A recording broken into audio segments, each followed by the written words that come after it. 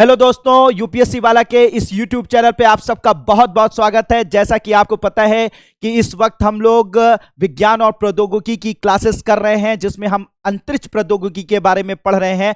और बहुत सारे जो वीडियोस में आपके कमेंट हैं, जो आपकी बातें हैं, जो आपका रिस्पॉन्स है, वो बहुत ही शानदार है। बहुत मजा आ रहा है उसको पढ़कर। मैं सारे जितने भी कमेंट्स होते हैं उनको देखता हूं, पढ़ता हूं, जिस पर जरूरी होता है उस पर कमेंट भी करता हूं। ठीक है, तो बहुत मजा आ रहा है। तो आज हम लोग जिस टॉपिक को लेकर आए हैं बहुत ही इंटरेस्टिंग टॉपिक है, बहुत ही इंपॉर्टेंट टॉपिक है।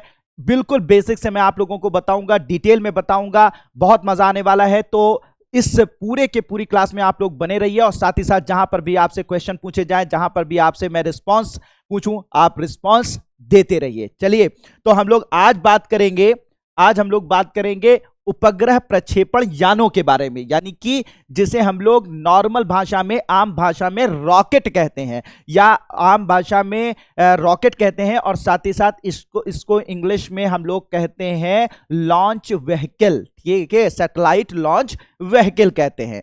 तो सैटेलाइट लॉन्च व्हीकल यानी जिसकी मदद से हम लोग प्रक्षेपण यानों की मदद से ही उपग्रहों को उसकी कक्षा में भेजते हैं। अब आपको पहली क्लासेस जो आपने करी उनमें आप लोगों को कक्षा पता हो गया, उपग्रह पता हो गए। भारत में जो सैटेलाइट सिस्टम है यानी कि उपग्रहों का जो तंत्र है उसके बारे में हम लोगों ने डिटेल में डिस्कस कर लिया।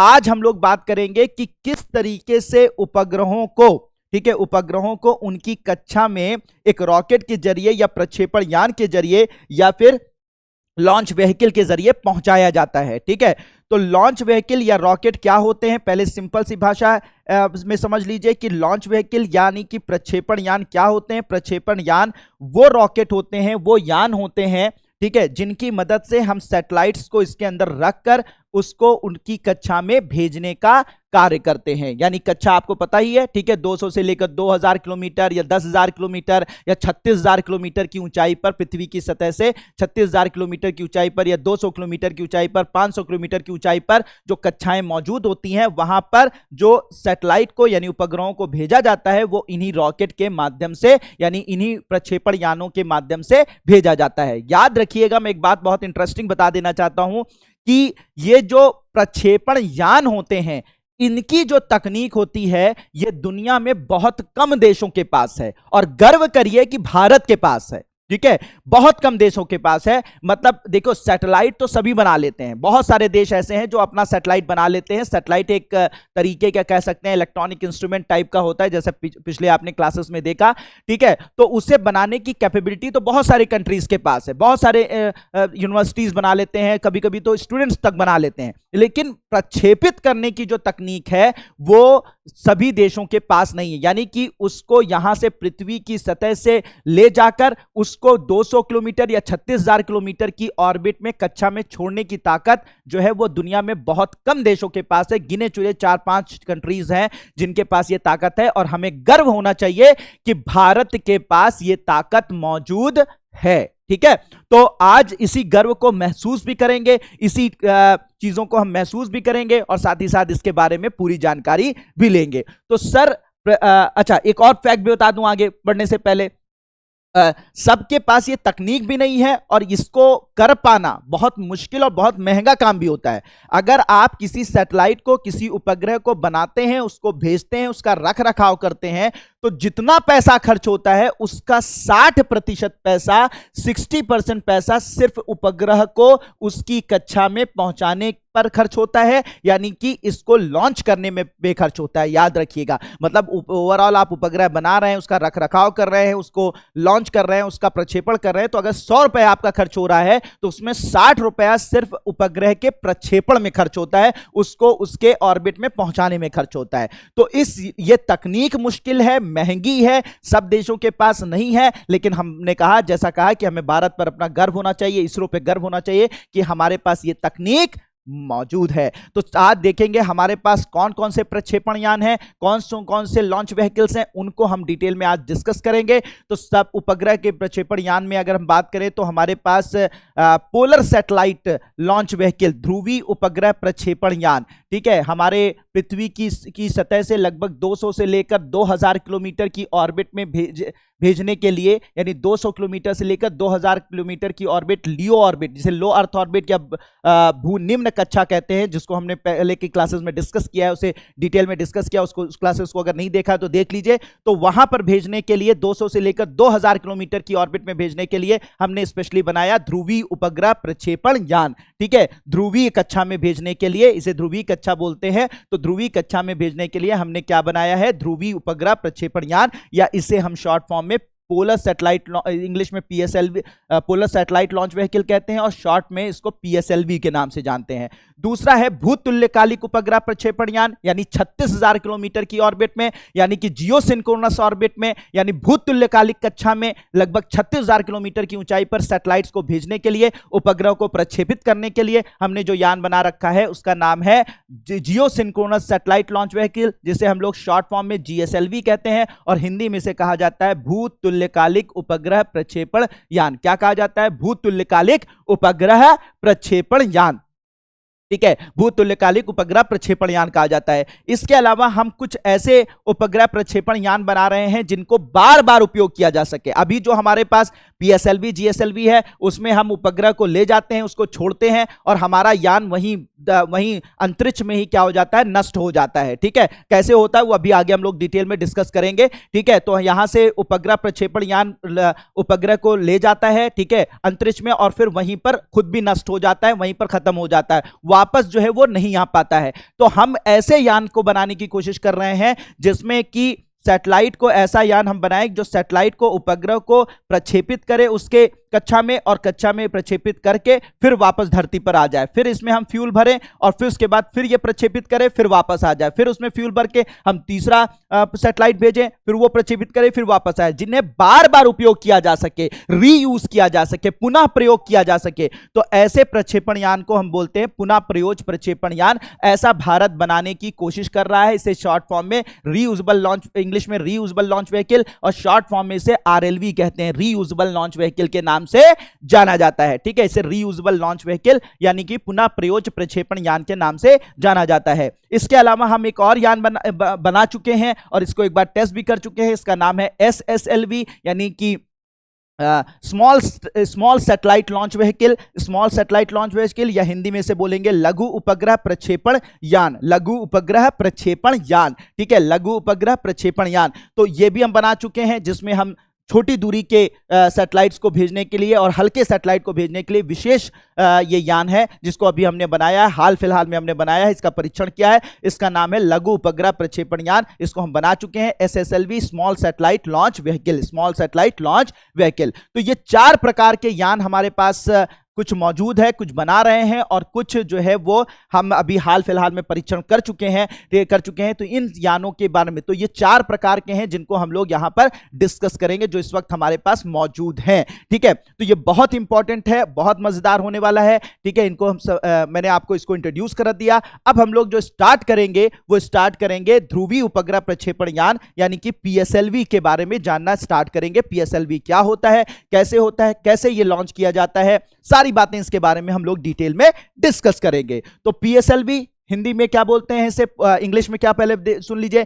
पोलर, पीएसएलवी का मतलब हो जाता है पोलर सैटेलाइट लॉन्च व्हीकल, ठीक है, या ध्रुवीय उपग्रह प्रक्षेपण यान। ध्रुवीय उपग्रह प्रक्षेपण यान कहां पर जाता है, कहां के लिए इसको बनाया गया? इसको बनाया गया 200 से लेकर 2000 किलोमीटर की, कहां पर, पोलर ऑर्बिट, ठीक है। कहां पर भेजने के लिए इसको बनाया गया? पोलर ऑर्बिट में भेजने के लिए, यानी कि ध्रुवीय कक्षा में भेजने के लिए इसको बनाया गया था। तो सबसे पहले इसको बनाया गया था, लेकिन फिर क्या हुआ अभी आगे हम लोग देखते हैं, ठीक है। तो इसको बनाया गया था पोलर सैटेलाइट लॉन्च व्हीकल। तो ये जो आपको ये बड़ा सा स्ट्रक्चर, ये बड़ी सा रॉकेट आपको दिखाई पड़ रहा है, यही है पीएसएलवी, यही है पीएसएलवी। ये जो रॉकेट आपको दिखाई पड़ता है इसे ही पीएसएलवी कहते हैं। बहुत सारे ऐसे लोग होते हैं, बहुत सारे ऐसे स्टूडेंट मिलते हैं, वो सोचते हैं यही जो है उपग्रह है, ठीक है, यही उपग्रह। ऐसे भी लोग होते हैं, कोई बात नहीं, कोई बात नहीं। अब आपको पता चल गया ना सर कि ये क्या है, ये उपग्रह प्रक्षेपण यान है। ये रॉकेट जो है इसी को हम लोग पीएसएलवी कहते हैं, इसी को हम लोग उपग्रह प्रक्षेपण यान बोलते हैं। तो सर इसमें उपग्रह कहां है, तो याद रखिएगा जो उपग्रह होते हैं वो इसके टॉप पर यहां पर रखे जाते हैं। तो ये जो आपको कॉनिकल, ये जो आपको तिकोने वाली जगह दिख रही है ना, तो यहीं पर उपग्रह को रखा जाता है। तो इसके अंदर उपग्रह रखे जाते हैं। ये बॉक्स टाइप का सिस्टम होता है। तो ये पूरा का पूरा क्या कहलाता है, उपग्रह प्रक्षेपण यान कहलाता है। ये जो आप देख रहे हैं इसे क्या बोलते हैं, ध्रुवीय उपग्रह प्रक्षेपण यान। और इस ध्रुवीय उपग्रह प्रक्षेपण यान के जो टॉप पर ये जो जगह दिख रही है, जो बॉक्स दिख रहा है, ये सैटेलाइट बॉक्स है, इसी के अंदर उपग्रहों को रखा जाता है। ये बहुत बड़ा होता है, अगर आप लोगों ने टीवी वगैरह पे देखा होगा तो बहुत बड़ा सा होता है, कई मीटर ऊंचा होता है। ठीक है, तो ये इसके अंदर जो टॉप पर उपग्रहों को रखा जाता है। आप चाहें तो मान लीजिए 1500 किलोग्राम को ये उपग्रह प्रक्षेपण यान 1500 किलोग्राम के उपग्रह को ले जा सकता है। मान लीजिए 1500 किलोग्राम के उपग्रह को ले जा सकता है। तो आप चाहें तो 1500 किलोग्राम का एक उपग्रह यहां पर रख दीजिए, ठीक, या फिर आप 15-15 किलोग्राम के 100 उपग्रह इसके अंदर रख दीजिए। लेकिन ये ले जाएगा अगर इसकी पेलोड कैपेसिटी, यानी कि इसकी जो वाहन क्षमता है, इसको वहन करने की जो क्षमता है इस लॉन्च व्हीकल की, अगर 1500 किलोग्राम है तो ये 1500 किलोग्राम ही ले जाएगा। चाहे आप 15-15 किलोग्राम के 100 सैटेलाइट रख दीजिए और चाहे आप इसमें 1500 किलोग्राम का एक सैटेलाइट रख दीजिए। ठीक है, लेकिन सैटेलाइट रखे कहां जाएंगे, यहीं पर टॉप पे रखे जाएंगे। ठीक है, टॉप पे रखे जाएंगे। तो उपग्रह यहां पर रखे जाते हैं। साथ ही साथ यहां पर इनका जो है वो नियंत्रण तंत्र होता है, यानी कि यहां से ये कंट्रोल होते हैं, यहां से ये नियंत्रित होते हैं। ठीक है, नियंत्रित होते हैं। तो सर इतना बड़ा जो स्ट्रक्चर दिख रहा है ये क्या है, ये असल में इसका ईंधन कक्ष है, यानी कि ये फ्यूल सिस्टम है। इसका क्या है, ये फ्यूल सिस्टम है, या हिंदी में से बोलेंगे ये ईंधन, ठीक है, तंत्र है या ईंधन कक्ष है। इसके अंदर ईंधन कक्ष मौजूद होते हैं जिसमें ईंधन भरा रहता है। तो सर पूरे में ईंधन भरा रहता है, पूरे के पूरे में ईंधन भरा, हजारों टन ईंधन इसके अंदर भरा जाता है, हजारों टन ईंधन भरा जाता है सर। ऐसे छोटा मोटा नहीं होता। ठीक है, कि पता लगा रॉकेट आपका ये दिवाली का रॉकेट है कि बस लगाया और थोड़ा सा जूम से चला गया। सर 200 किलोमीटर 2000 किलोमीटर जाना है सर, 36,000 किलोमीटर जाना है। तो आपको वहां पर बहुत ज्यादा ईंधन, हजारों टन के ईंधन को भरने की जरूरत होती है। और साथ ही साथ एक इंजन से काम नहीं चलता, मल्टीपल इंजन यूज किए जाते हैं, अलग अलग तरीके के ईंधन का उपयोग किया जाता है। तो कौन कौन से ईंधन का उपयोग किया जाता है उसको जरा देखते हैं। तो आपको पता चल गया कि ऊपर उपग्रह रखे जाते हैं, इसी के अंदर उपग्रह मौजूद होते हैं। ठीक है, उपग्रह मौजूद होते हैं, इसके अंदर कंट्रोल सेंटर यहां से नियंत्रण होता है, और ये पूरा का पूरा ईंधन कक्ष होता है, यानी ईंधन तंत्र होता है। ये पूरा इसमें ईंधन भरा होता है। ठीक है, अब इसमें ईंधन भरा होता है तो मान लीजिए पीएसएलवी के अंदर चार तरीके के, अब समझिए, पहले ईंधन समझ लीजिए। तो ईंधन जो होते हैं वो दो तरीके के, पीएसएलवी में दो तरीके के ईंधन रखे जाते हैं, दो तरीके के ईंधन का उपयोग किया जाता है। एक होता है ठोस ईंधन। ठीक है, कौन सा ईंधन होता है, ठोस ईंधन। ठीक है, ठोस ईंधन होता है। ठोस ईंधन जो होता है वो कौन सा ईंधन होता है, उसका नाम क्या होता है उस ईंधन का, उसे हम लोग बोलते हैं एचटीपीबी, ठोस ईंधन। ठीक है, तो याद रखिएगा पीएसएलवी के अंदर जो ठोस ईंधन का उपयोग किया जाता है वो कौन सा होता है, उसका क्या नाम है, एचटीपीबी। फुल फॉर्म क्या है, hydroxyl terminated polybutadiene, hydroxyl terminated polybutadiene, STPB, hydroxyl terminated polybutadiene. ये ठोस ईंधन होता है, भरा जाता है किसके अंदर, पीएसएलवी के अंदर। इसके अलावा दो प्रकार के तरल ईंधन उपयोग में लाए जाते हैं, तरल ईंधन उपयोग में लाए जाते हैं। एक का नाम है यूडीएमएच, क्या नाम है, यूडीएमएच। ठीक है, अनसिमेट्रिकल डाइमिथाइल हाइड्राजाइन, अनसिमेट्रिकल डाइमिथाइल हाइड्राजाइन, असीमित डाइमिथाइल हाइड्राजीन। ठीक है, डाइमिथाइल हाइड्राजीन, असीमित डाइमिथाइल हाइड्राजीन। ठीक है, ये हिंदी में है। इंग्लिश में इसे क्या बोला जाता है, अनसिमेट्रिकल डाइमिथाइल हाइड्राजीन, और हिंदी में क्या बोला जाता है, असीमित डाइमिथाइल हाइड्राजीन। फिर उसके बाद दूसरा जो तरल ईंधन है वो है एमएमएच। ठीक है, मोनोमिथाइल हाइड्राजीन, मोनोमिथाइल हाइड्राजीन, ये भी तरल ईंधन होता है। तो कौन कौन से ईंधन का उपयोग किया जाता है इसके अंदर पीएसएलवी के अंदर ठोस और तरल। ठोस कितने प्रकार का होता है? एक प्रकार का, जिसका नाम यूडीएमएच है, अनसिमेट्रिकल डाइमिथाइल हाइड्रोजन है, और एसटीबीबी है यानी हाइड्रोक्सिल टर्मिनेटेड पॉलीब्यूटाडाइन है जो ठोस ईंधन है जैसा मैंने आपको बताया। और साथ ही साथ जो तरल ईंधन का उपयोग किया जाता है वो दो प्रकार का होता है, एक यूडीएमएच अनसिमेट्रिकल डाइमिथाइल हाइड्रोजन और साथ ही साथ एमएमएच यानी मोनोमिथाइल हाइड्रोजन। ठीक है, ये दो तरीके के तरल ईंधन उपयोग किए जाते हैं। तो इसका मतलब सर इनके अंदर दो तरीके के ईंधन का उपयोग किया जाता है, एक ठोस और एक तरल, और ठोस और तरल ईंधन का उपयोग किया जाता है। तो इसमें सर जो पीएसएलवी होता है, याद रखिएगा इसमें 4 तरीके के इंजन लगे होते हैं, 4 तरीके के इंजन लगे होते हैं। तो पहले हर एक तरीके के इंजन को हम लोग स्टेज बोलते हैं या उसका चरण बोलते हैं। तो ये चरण 1, चरण 1 है ये। ठीक है, तो नीचे जो होता है वो लगा होता है चरण, जो नीचे वाला इंजन होता है जिसके अंदर अलग तरीके से काम करता है, तो ये चरण 1 कहलाता है। और चरण 1 जो होता है वो ठोस ईंधन से चलता है। किससे चलता है? ठोस ईंधन से चलता है, यानी कि एसटीपीबी से चलता है। फिर उसके बाद ये दूसरा चरण होता है, दूसरा चरण होता है ये चरण 2, यानी दूसरे इंजन को ही क्या बोला जाता है? चरण बोला जाता है। तो चरण 2 स्टेज 2, ठीक है, स्टेज 2 कहा जाएगा। ये किससे चलता है? ये तरल ईंधन से चलता है। तरल ईंधन में कौन सा यूज किया जाता है? यूडीएमएच या एमएमएच? तो याद रखिएगा यूडीएमएच यानी कि ये वाला असमित डाइमिथाइल हाइड्रोजन, इसका यूज किया जाता है। फिर इसके बाद तीसरा चरण, यानी कि तीसरा चरण, चरण 3। तो चरण 3 में उपयोग किया जाता है फिर से ठोस ईंधन का। ठोस ईंधन वही, या आपका ठोस ईंधन कौन सा हो गया? ठोस ईंधन आपका एसटीपीबी हो गया, यानी एसटीपीबी का उपयोग किया जाता है, हाइड्रोक्सिल टर्मिनेटेड पॉलीब्यूटाडाइन। ठीक है, चरण 3। फिर आता है लास्ट चरण आता है, ठीक है, लास्ट चरण आता है, और ये लास्ट चरण होता है, ठीक है, चरण 4 कहलाता है। और ये चरण 4 में ईंधन का उपयोग किया जाता है तरल ईंधन का। तरल ईंधन में कौन सा यूज किया जाता है? एमएमएच। तरल ईंधन उपयोग में लाया जाता है कौन सा? एमएमएच। ठीक है, तरल ईंधन कौन सा उपयोग में लाया जाता है? एमएमएच। समझ में आ रही बात? तो चार चरण में पहला चरण, चरण 1, यानी पहली बार जो इंजन होता है, पहला चरण चरण 1 ठोस ईंधन एसटीपीबी, दूसरा चरण तरल ईंधन यूडीएमएच, तीसरा चरण ठोस ईंधन एसटीपीबी, और चौथा चरण जो होता है वो कौन सा होता है? चरण 4 एमएमएच, यानी मोनोमिथाइल हाइड्रोजन यानी तरल ईंधन का उपयोग किया जाता है।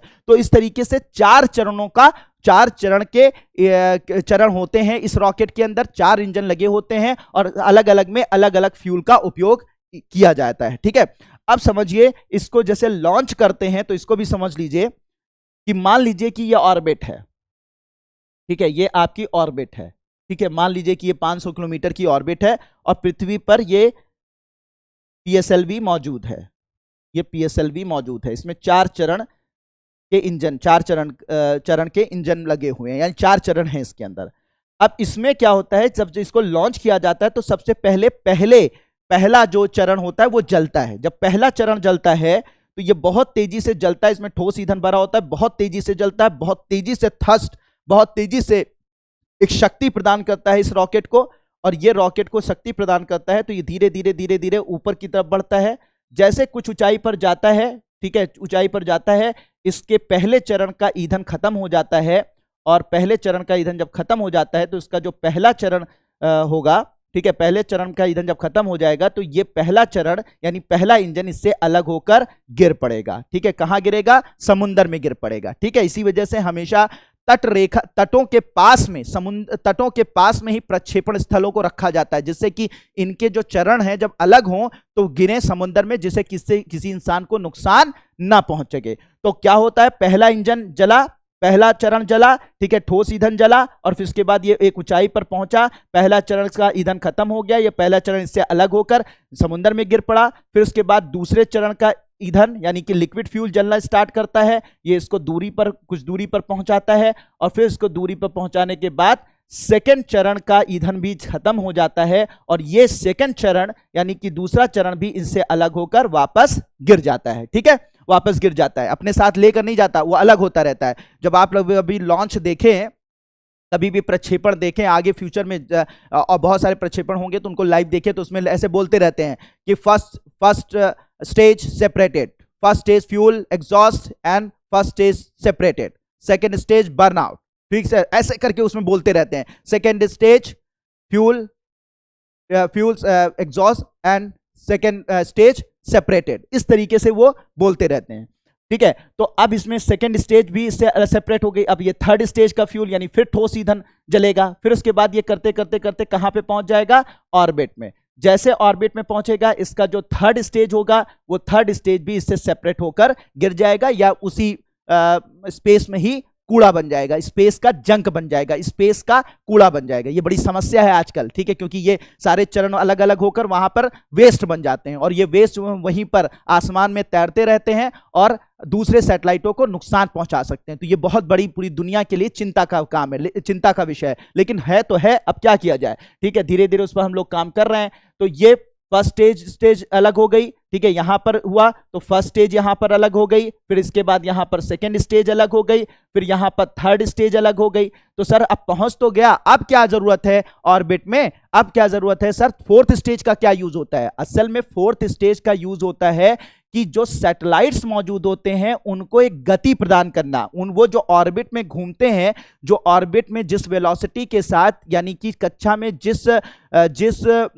वेग के साथ वो घूमते हैं, जो कक्षीय वेग के साथ घूमते हैं, तो वो वेग जो है प्रोवाइड करने का काम, वो गति प्रदान करने का काम कौन करता है, ये फोर्थ स्टेज करता है। ये फोर्थ स्टेज फिर जलता है और जब ये फोर्थ स्टेज जलता है तो इससे क्या होता है, पूरे रॉकेट को एक जबरदस्त गति मिल जाती है और ये जबरदस्त गति लगभग 18,000 किलोमीटर प्रति घंटे से लेकर 22 से 23, 24, 25,000 प्रति घंटे किलोमीटर प्रति घंटे तक हो सकती है। वो डिपेंड करता है कि ऑर्बिट यानी कक्षा कितनी दूरी पर है। ठीक है, तो इतनी गति, ये चौथा स्टेज बहुत तेजी से जलता है और जलने के बाद जो है बहुत तेजी से इस रॉकेट को एक गति प्रदान करता है और फिर क्या होता है, फोर्थ स्टेज भी अलग सेपरेट हो जाता है और इसको, क्योंकि स्पेस में जो है वो कह सकते हैं कि रेजिस्टेंस जो आपका वहां पर कोई रोकने वाला तो है नहीं, वहां पर किसी तरीके का घर्षण तो है नहीं, तो वहां पर घर्षण बहुत कम हो जाता है लेकिन बहुत कम है। तो जो वहां पे घर्षण बहुत कम हो जाता है तो वहां पर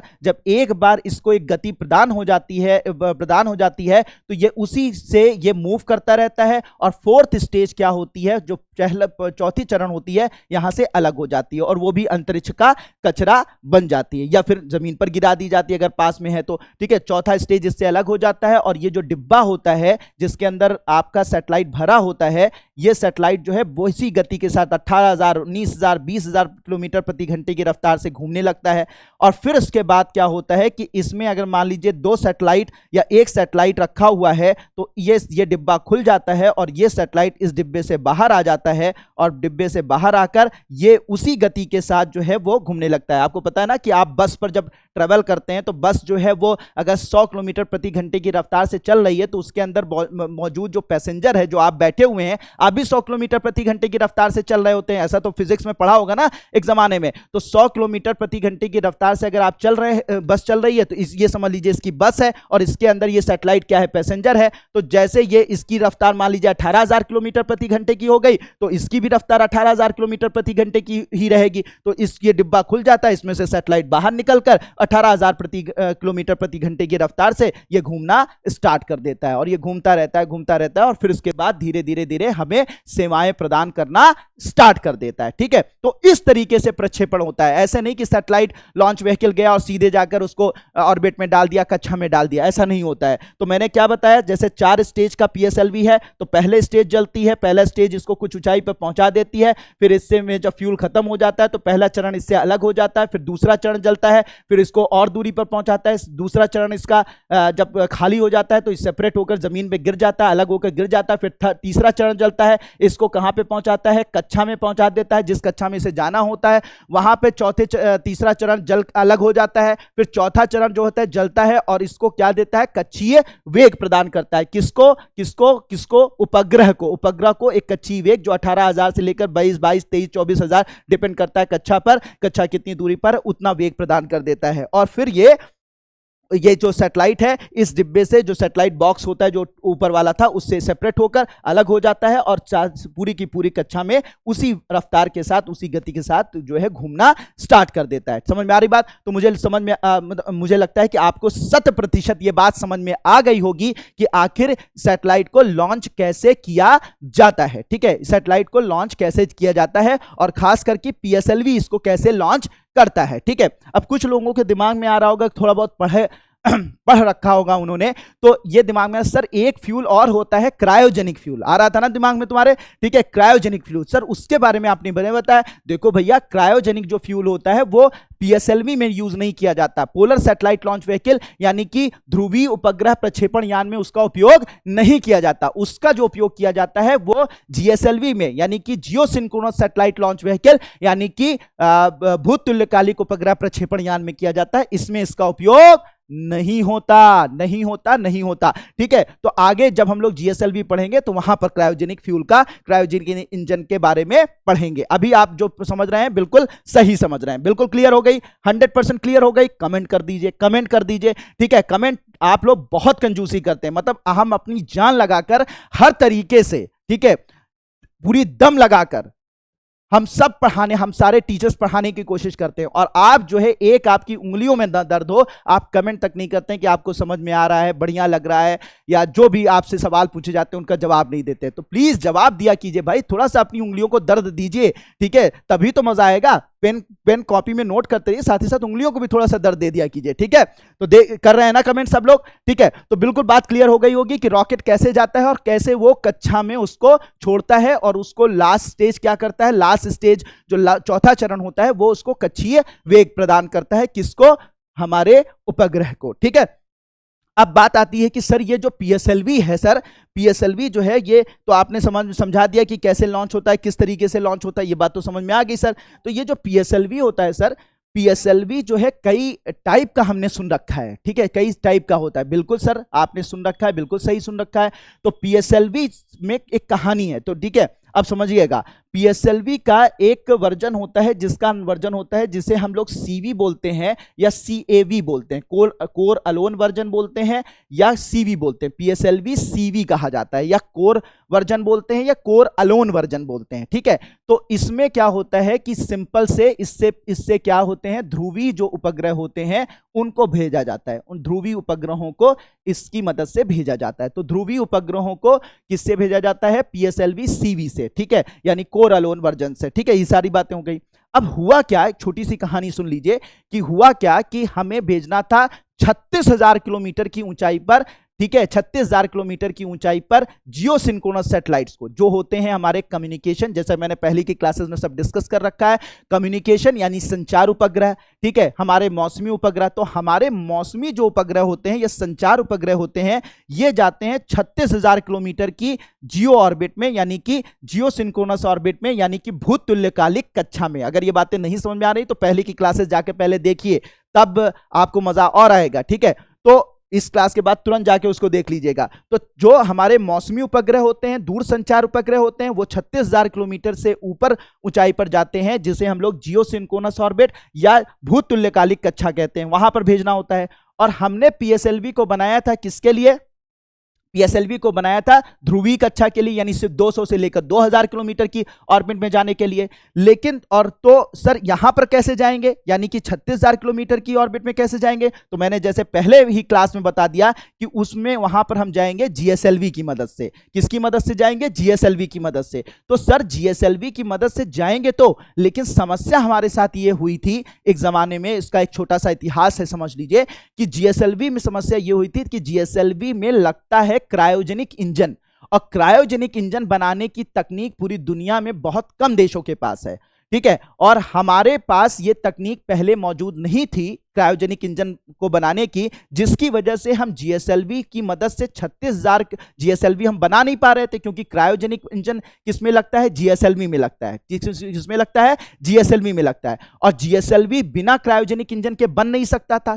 इसका मतलब 36, जब तक जीएसएलवी नहीं बनेगा 36,000 किलोमीटर की ऑर्बिट में हम पहुंच नहीं पाएंगे, अपने संचार उपग्रहों को और मौसमी उपग्रहों को हम वहां पहुंचा नहीं पाएंगे। तो 36,000 किलोमीटर को पे जाने के लिए हमने जीएसएलवी प्लान किया था, भूतुल्यकालिक उपग्रह प्रक्षेपण यान को बनाने को सोचा था, लेकिन उसमें लगता है क्रायोजेनिक इंजन। क्रायोजेनिक इंजन बनाने की तकनीक जो है पूरी दुनिया में बहुत कम देशों के पास है, हमारे पास भी नहीं थी, ठीक है। तो ऐसी कंडीशन में जब हम उसको डेवलप हमने दूसरे देशों से मांगने की कोशिश की तो बहुत सारे देशों ने हमें मना कर दिया, और कुछ देशों जैसे रशिया ने हमें वो तकनीक देने की बात कही, लेकिन उसमें भी बहुत सारी दिक्कतें आई। उसका एक बहुत इतिहास है, उस पर हम नहीं जाएंगे, उसमें बहुत सारी दिक्कतें आई, ठीक है, दिक्कत आई। तो उसकी वजह से जीएसएलवी को बनाना, क्योंकि क्रायोजेनिक इंजन की तकनीक हमें मिल नहीं पा रही थी, बहुत मुश्किलें आई, बहुत दिक्कतें आई, बहुत ज्यादा दिक्कतें आई, तो इसके कारण की वजह से हम जीएसएलवी नहीं बना पा रहे थे। तो अब जीएसएलवी हम बना नहीं पा रहे हैं, तो हम अपने संचार उपग्रहों को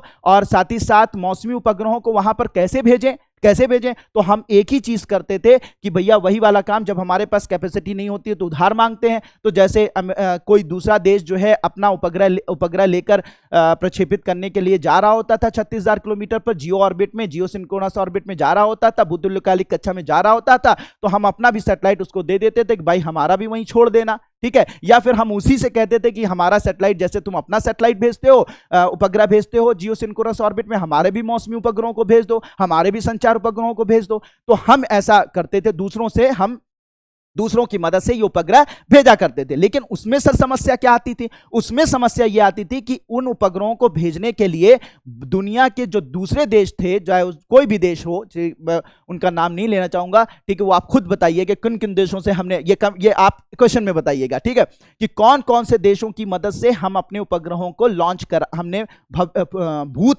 भूतकाल में हमने कौन कौन से देशों की मदद से अपने उपग्रहों को, खासकर की संचार उपग्रहों को, मौसमी उपग्रहों को लॉन्च कराया है। कमेंट बॉक्स में कमेंट कीजिए, ये आप जानकर इसको सर्च कीजिए, ये आपका काम है, ठीक है, ये आपका काम, आपको मैं एक होमवर्क दे रहा हूं, इसे करके कमेंट बॉक्स में कमेंट कीजिए, ठीक है।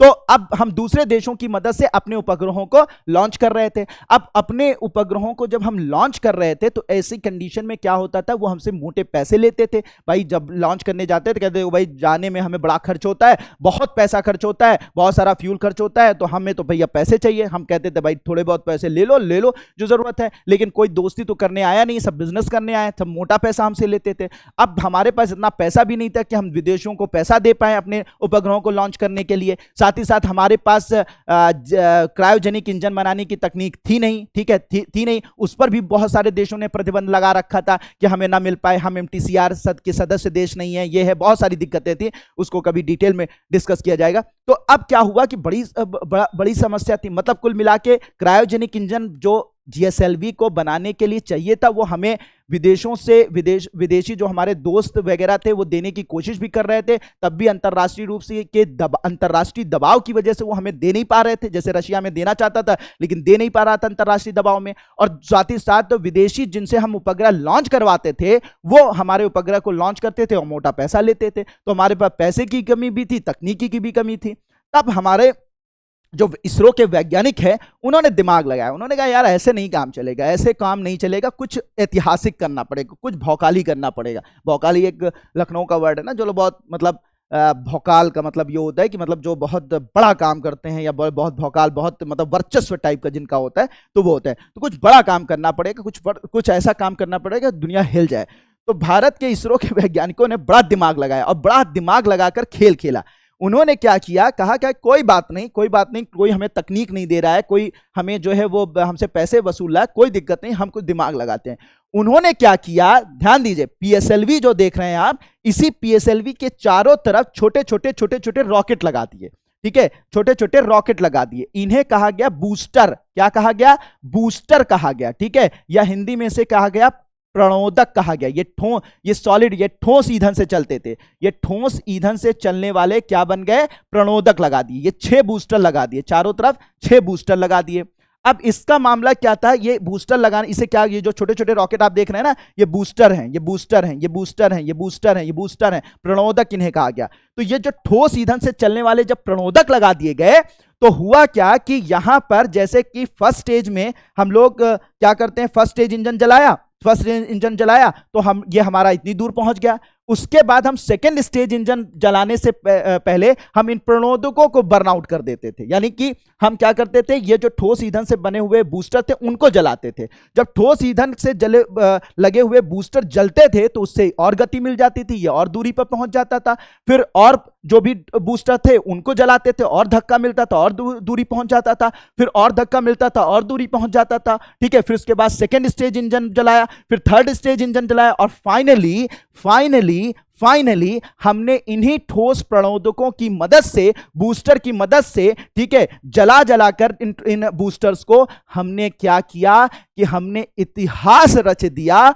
और फाइनली जो पीएसएलवी था, पोलर सैटेलाइट लॉन्च व्हीकल था, जिसकी ताकत 200 किलोमीटर से 2000 किलोमीटर तक जाने की थी, उसी लॉन्च व्हीकल को, उसी प्रक्षेपण यान को हमने हिस्ट्री क्रिएट कर दी लोगों के, दुनिया के उन देशों पर जिन्होंने हम पर ताने कसे, जिन्होंने हमें सुविधाएं नहीं दी, जिन्होंने हमें तकनीक नहीं दी, जो हमसे पैसा जबरदस्ती वसूल लेते, उनके मुंह पर एक तमाचा मार दिया और हमने इतिहास रचा और दुनिया का पहले ऐसे देश बन गए जिन्होंने पीएसएलवी जैसे छोटे यान से जो है वो 36,000 किलोमीटर की ऊंचाई पर जियोसिंक्रोनस यानी भूतुल्यकालिक कक्षा में अपना खुद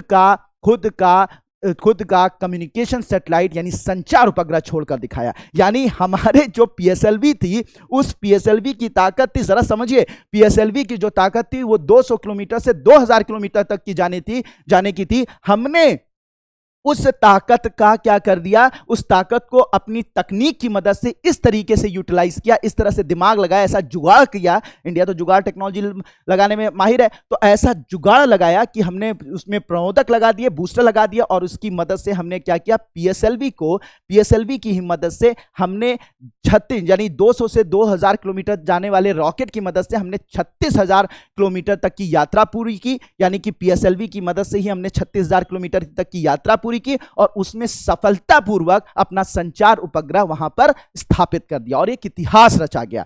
तो सर, सुविधाएं नहीं है, दिक्कतें हैं। मैं हमेशा इस कहानी को सुनाते हुए मेरे रोंगटे खड़े हो जाते हैं, ठीक है, रोंगटे खड़े हो जाते हैं। तो आज भी मैं आप लोगों को ये और हमेशा एक संदेश देता हूं कि अगर सुविधाएं नहीं है तो सुविधाओं का रोना मत रोइए, सुविधाओं का रोना मत रोइए कि सुविधाएं ये नहीं है, वो नहीं है, ऐसा हो जाता तो ऐसा होता। नहीं सर, ये सब नहीं करना है आपको, ठीक है। जो आपके पास है उसी सुविधा का भरपूर उपयोग कीजिए, उसका इष्टतम प्रयोग कीजिए, और साथ ही साथ जो भी आपके पास हासिल है और उसी में कुछ ऐसा क्रिएट करके दिखाइए कि इतिहास रचा जाए, ठीक है। तो बात यहां पर हुई, तो हमने पीएसएलवी का ये दूसरा वर्जन बनाया, और पीएसएलवी का दूसरा वर्जन बनाया जिसका नाम रखा पीएसएलवी जी। इसमें हमने क्या लगा दिए, ठोस प्रणोदक लगा दिए। क्या लगा दिए, ठोस प्रणोदक लगा दिए, यानी कि हमने बूस्टर लगा दिए, ठीक है। कितने बूस्टर लगाए, 6 ठोस प्रणोदक लगाए। कितने लगाए, 6 ठोस प्रणोदक लगाए, और इसकी मदद से हमने क्या किया, इसे पीएसएलवी जी यानी पीएसएलवी का ही ये दूसरा प्रकार बनाया, पीएसएलवी कोर वर्जन। उसमें कोई प्रणोदक नहीं लगे हुए हैं, उसमें कोई बूस्टर नहीं लगे हुए हैं, वो सिंपल जो है वो 4 इंजनों से चलता है। इसमें 4 इंजन भी लगे हुए हैं और साथ ही साथ 6 बूस्टर भी लगे हुए हैं। उनकी मदद से हमने जो है वो आपके भूतुल्यकालिक कक्षा में, ठीक है, भूतुल्यकालिक कक्षा में हमने सैटेलाइट को भेजकर उपग्रह को भेजकर दिखा दिया, ठीक है। अब भाई, जब भूतुल्यकालिक कक्षा में हमने उपग्रह को भेजकर दिखा दिया, यानी 36,000 किलोमीटर की कक्षा में उसी को मॉडिफाई करके कर दिया, तो पूरा इतिहास है। लोग पूछने, अरे वाह यार, तुमने जबरदस्त काम किया, ठीक है, जबरदस्त काम किया। तो वही वाली बात है कि जब जबरदस्त काम करने की बात आई तो फिर हमने कहा कि हाँ ठीक है, हमने काम कर लिया, अपनी मेहनत कर ली, बस सारी चीजें। तो वही होता है कि लोग कह रहे थे कि भैया यूपीएससी नहीं निकल पाएगा, तो लोग कहते थे, लेकिन जैसे प्रीलिम्स निकला तो बहुत सारे लोग आ जाएंगे, समझ जाएंगे, अरे यार तो गड़बड़ हो गया, इसका तो निकल गया यार। तो वही लोग, जो लोग आपकी बुराई करते थे, वही आगे आपसे कहेंगे कि अरे यार, हम तो जानते हैं तुम्हारा हो जाएगा, तुम मेहनत कर रहे हो, तो मेहनत कभी जाया थोड़ी ना जाती है, मिलेगा तुम्हें सफल, तुम सफल होगे। तो ऐसे ही हम लोगों को भी कांग्रेचुलेट लोग करने लगे, अरे भाई पीएसएलवी, अरे तुमने कर दिया यार, बहुत बढ़िया किया, बहुत अच्छी बात है, बहुत है। तो हमने तो वही वाले भौकाल में मत आना, अपनी सिर्फ मेहनत करते रहना, सफलता तुम्हें मिलेगी, ठीक है। अब क्या हुआ कि जब पीएसएलवी जी हमने बना दिया और ऐसे ऐसा काम किया, तो सब लोगों ने बड़ा बधाई उधाई दी। हमने कहा हाँ ठीक है, लेकिन अभी हमें और काम करना है। लोगों ने पूछा भैया क्या काम करना है, अब क्या काम करोगे, तुमने 200 से लेकर 2000 किलोमीटर वाले को, रॉकेट को तुमने 36,000 भेज दिया, अब इससे ज्यादा क्या काम करोगे। तो हमने कहा भाई ऐसा है कि जब 36,000 किलोमीटर चला ही गया है, तो हम थोड़ा सा और आगे चले जाने के बारे में सोच सकते हैं। कहा क्या कि हमने सोचा है कि एक यान बनाए जिसमें हम क्या करें कि जो बूस्टर है उसी बूस्टर में जो ईंधन है उसको ज्यादा डाल दें, और ईंधन ज्यादा डालकर जो पेलोड है यानी कि जो सैटेलाइट है उसका भार कम कर दें। तो जब ईंधन ज्यादा होगा, सैटेलाइट का भार, समझ रहे ना, तो वो उपग्रह का भार कम होगा तो ये दूरी और कम करे, ज्यादा तय करेगा और हम और आगे जाने के बारे में सोच सकते हैं। तो कहा अच्छा कैसे करोगे, क्या ऐसा करने के बारे में सोच सकते हो, मतलब अपने आप में ही ऐसे कर रहे हो? क्या हाँ सोच नहीं सकते, हमने बनाने स्टार्ट कर दिया है। इसरो ने कहा। पूरी दुनिया स्तब्ध रहती है, क्या तुम ऐसा कुछ करने की सोच रहे हो? कोशिश नहीं कर रहे हैं, हम कर चुके हैं। क्या हमने एक यान बनाना शुरू कर दिया है जिसका नाम होगा PSLV एक्सेल। ठीक है, क्या नाम रखा गया? PSLV XL. और ये जो PSLV एक्सेल होगा यानी एक्स्ट्रा लार्ज वर्जन होगा, इसमें वही किया जाएगा, 6 बूस्टर, ठीक है, 6 बूस्टर लगेंगे, 6 प्रणोदक लगेंगे और साथ ही साथ 6 बूस्टर लगेंगे, लेकिन फ्यूल ज्यादा होगा और साथ ही साथ जो है पेलोड कम होगा। और इसकी मदद से हम कुछ इतिहास रचने जा रहे हैं फिर से। सबने कहा क्या करने जा रहा हो? क्या जब हमने 36,000 किलोमीटर तक पहुंचा ही दिया PSLV से, तो हम सोच रहे हैं कि लगभग 4 लाख किलोमीटर दूर चंद्रमा है, तो चंद्रमा से पर तक भी पहुंचने की कोशिश करें। लोग कहे अरे, सब लोगों ने, कुछ ने हंसी उड़ाई, कुछ ने मजाक समझा, कुछ लोगों ने चैलेंज कर दिया, अरे यार कैसे कर सकते हो ही नहीं सकता है, ऐसे कैसे कर लोगे, ऐसे हमारे पास इतने बड़े बड़े यान है, हम नहीं कर पाए तो तुम कैसे कर लोगे? तो हमने कहा भाई देखो सीधी सी बात है, तुम्हारे पास बड़े बड़े यान है, तुम नहीं कर पाए, तो और हमारे पास कोई छोटा सा यान है, हम नहीं कर पाएंगे, तो कौन सा बिगड़, हमारे पास खोने को क्या है? सीधी सी बात है। अगर हमारे पास, हमने, भैया तुम IIT से पढ़े हुए हो, तुम इनसे पढ़े हुए हो, बहुत बड़ी बड़ी बात है, तो हो सकता है कि एक समय में तुम्हारे पास खोने के लिए बहुत कुछ हो, ठीक है, क्योंकि लोगों के ऊपर प्रेशर हो। हम तो भाई सिंपल सा BA ग्रेजुएट हुए हैं, ठीक है, BCom किए हैं, सिंपल से BSc किए हैं, चलो ठीक है, किए हैं, तो हमारे पास कौन सा खोने को है? हम तो ट्राई कर ही सकते हैं ना सर, पूरा दम लगा ही सकते हैं ना सर, तो कौन सी दिक्कत है? ठीक है, तुम्हारे पास खोने को है, ठीक है, तुम नहीं कर पाए, हमारे पास खोने को कुछ नहीं है, और अगर हम भी नहीं कर पाएंगे तो कोई उंगली नहीं उठा सकता। लेकिन अगर हमारे पास, अगर हम ट्राई ही नहीं करेंगे तो सफलता के, मतलब देखो सफलता और असफलता तो तब होगी ना जब हम ट्राई करेंगे। और अगर हम यही सोच के खत्म कर दें कि हम सफल ही नहीं हो पाएंगे और हम ट्राई ही ना करें, तो वो तो फिर जीरो ही हो गया ना। अगर आप कोशिश करते हैं और आप जो है, अगर आप असफल होते हैं तो असफल, चलो ठीक है, लेकिन अगर उसमें 1% ही सही, लेकिन चांस तो है सफल होने का। अगर आप ट्राई करते हैं, कोशिश करते हैं, तो कम से कम 1% ही सही, लेकिन चांस तो है सफल होने का। लेकिन अगर आप ट्राई ही नहीं करेंगे तो सफल और असफल होने का चांस तो वैसे ही 0% हो गया। और कम से कम आप कोशिश करके असफल हुए तो कम से कम इतना तो रहेगा सर कि हमने कोशिश तो की थी, अपनी मेहनत तो की थी, ये सेटिस्फेक्शन तो आपको हमेशा रहेगा। तो वही वाली बात यहां पर आ गई कि भैया इसरो के पास छोटा सा यान, लोगों ने कहा कि तुम कैसे इस चंद्रमा तक पहुंच जाओगे 4 लाख किलोमीटर दूर तक, तो हमारे पास बड़े बड़े यान हैं तब भी हम आसानी से नहीं पहुंच पाते हैं, तुम इससे पहुंच जाओगे इस छोटे से यान से। तो हमने कहा भाई देखो तुम्हारे पास बड़ा यान है, इसरो ने कहा तुम्हारे पास बड़ा यान है तो तुम नहीं पहुंच पाए या तुम नहीं पहुंच पाते हो आसानी से, हमारे पास छोटा यान है, हम भी नहीं पहुंच पाएंगे, तो क्या हमारा बिगड़ जाएगा? तुम्हारे पास बड़ा है, बड़ा यान है तब भी नहीं पहुंच पाए, हमारे पास छोटा है हम भी नहीं पहुंच पाए, क्या बिगड़ जाए? लेकिन अगर पहुंच गए तो क्या होगा, जरा ये सोचो। लोग कहेंगे तुम्हारे पास इतना बड़ा, मतलब खोने के लिए तो सिर्फ तुम्हारे लिए पास होगा, लोग यही कहेंगे उनके पास इतना बड़ा यान था, ये तो इतने छोटे से यान से वहां पहुंच गया। तो खोने के लिए तुम्हारे पास ही है, मेरे पास खोने को कुछ नहीं है। मेरे पास, लोग कहेंगे इतने बड़े यान से वो नहीं पहुंच पाया, तो ये छोटे यान से नहीं पहुंच पाया तो कौन सी बड़ी बात होगी। लेकिन अगर मैं पहुंच गया तो ये समझ लेना बेइज्जती तुम्हारी ही होगी, तो ये बात समझ लेना। तो अब भाई इसरो के दिमाग, मतलब लोगों के दिमाग खराब है, तुम करोगे क्या? हाँ सर करेंगे। और फिर उसके बाद इसी PSLV एक्सेल की मदद से, सोचिए रोंगटे खड़े हो जाने चाहिए, PSLV एक्सेल की मदद से ही हमने एक इतिहास रचा। और जब वही होता है कि जब आपकी नीयत सही होती है ना, तो आपको सफलता मिलकर रहती है, ठीक है, कोई आपको असफल कर ही नहीं सकता है, ठीक है। आपकी नीयत सही हो और आप भरपूर मेहनत का अगर किए होते तो कोई आपको असफल नहीं कर सकता। वही हुआ PSLV एक्सेल की मदद से, यानी हमने एक्सेल बनाया, 6 बूस्टर लगाए, फ्यूल कैपेसिटी बढ़ाई, ईंधन को ज्यादा किया, साथ ही साथ पेलोड जो है उसकी कैपेसिटी को कम किया, और हमने इतिहास रचा। और हमने चंद्रयान 1, यानी जो चंद्रयान 1 था, ठीक है, 2 नहीं, चंद्रयान 1 की मैं बात कर रहा हूं, तो जो चंद्रयान 1 है, ठीक है, उसको 2008 में इसी की मदद से, PSLV की मदद से, जिसकी ताकत 200 से लेकर 2000 किलोमीटर तक जाने की थी, उसी की मदद से हमने चंद्रयान 1 को सफलतापूर्वक अपने पहले प्रयास में लॉन्च करके इतिहास रच दिया। लोग हिल गए सर। ठीक है। अब चंद्रयान 1 ने क्या क्या हासिल किया वो आगे हम लोग बहुत अच्छे से डिस्कस करेंगे। आप लगातार इस क्लास में बने रहिए, लगातार कमेंट करते रहिए, लगातार मोटिवेट हम लोगों को करते रहिए, आपको मैं बहुत डिटेल में डिस्कस करूंगा एक एक चीज। ठीक है, तो चंद्रयान 1 लॉन्च किया और फिर इतिहास है, मतलब सोचिए लोगों पर बड़े बड़े रॉकेट, हमारे पास छोटा सफल, ठीक है, सफल हो गए, लोगों के रोंगटे खड़े हो गए, लोग फिर आए वही बधाई देने के लिए, भाई अरे बहुत बहुत बढ़िया यार, तुम तो छोटे से यान से 200 से 2 शहर वाले से तुम चंद्रमा पर पहुंच गए, क्या बात है क्या बात है, लोग तारीफ है। तो वही हमने फिर एक शेर है बड़ा, इकबाल साहब का शेर है जिन्होंने सारे जहां से अच्छा हिंदुस्तान हमारा लिखा है, तो उनका अल्लामा इकबाल साहब का शेर है कि सितारों के, मैं हमेशा पढ़ता हूँ, मेरे स्टूडेंट हमेशा इससे मोटिवेट होते हैं, शायद वो मोटिवेशन आप तक भी पहुंच पाए कि सितारों के आगे जहां और भी हैं, अभी इश्क के इम्तिहान और भी हैं। मतलब ये सितारे जो दिख रहे हैं ना, ये आईएएस जो दिख रहा है, ये तो दिख ही रहा है, अभी तो यहां तक पहुंचना ही, इसके आगे भी बहुत जहान है। ठीक है, आगे भी बहुत काम करना, अभी तो बड़े बड़े काम करने हैं यार, आईएएस बनने के बाद भी करने हैं, उसके आगे भी करने हैं, जिंदगी एक बार मिलनी है, बहुत कुछ करना है। तो सितारों के आगे जहां और भी हैं, अभी इश्क के इम्तिहान और भी है। इश्क मतलब आपके जो लक्ष्य है वो, उससे जो इश्क है आपको, ठीक है। तो सितारों के आगे जहां और भी हैं, अभी इश्क के इम्तिहान और भी हैं। ठीक है, तो अभी बहुत काम करना है, अभी ये तो आईएएस तो हो ही जाएगा यार, इसके आगे अभी बहुत सारा काम करना है, बहुत सारी मेहनत करनी है, बहुत कुछ करना है। ठीक है, अपना नाम जो है वो स्वर्ण अक्षरों में दर्ज कराना है। तो फाइनली तो लोगों ने जब ये बात कही इसरो ने, तो सबका दिमाग खराब हुआ, अरे यार अब क्या करोगे, तुम 4 लाख किलोमीटर तो पहुंच गए, अब क्या करोगे।